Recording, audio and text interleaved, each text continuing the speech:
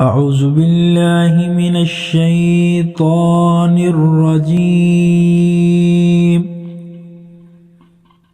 بسم الله الرحمن الرحيم.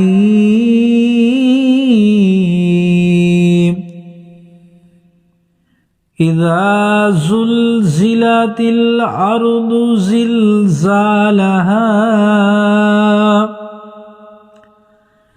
وأخرجت الأرض أثقالها وقال الإنسان ما لها يومئذ تحدث أخبارها بأن ربك أوحى لها